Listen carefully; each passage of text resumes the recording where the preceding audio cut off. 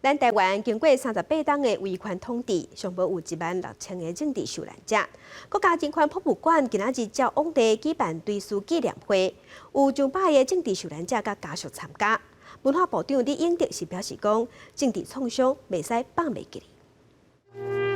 将代表和平甲希望的灭学会插伫咧纪念碑前，文化部长李永德、国家人权博物馆馆长陈俊宏，甲上百位政治受难者和家属出席追思纪念会，向伫咧维权统治时期受难的前辈致意。阮爸爸是判12年，关6年，才搁另外搁重新甲判死刑。我是希望讲促展会搁有人权纪念馆，因会当搁更加。 把这段历史做较大的宣传。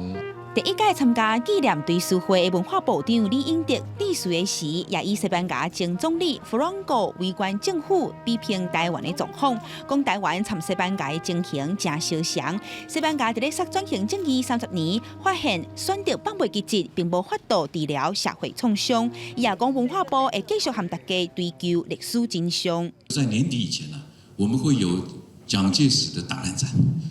这个导览手册，我们也会重新再做修改，用比较历史中性的方式呢，要呈现一个多元的史观。对于追求历史的真相，还归一个公道政府会文化部会跟大家一起共同努力。有俗语咧讲，工程做一半，唔通换师傅。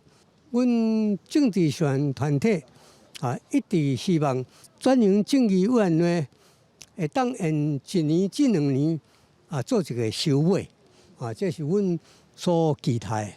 最近促转会延续任期的问题也引起讨论。政治受难者团体召集人蔡宽如表态支持，伊讲台湾经过38档维权统治，到今包括中正纪念堂的转型、政治受难者的平反甲补偿等等，拢犹未完成。因望政府继续拍拼，卖将社会集体创伤放袂记节。记者民警陈保罗新北报道。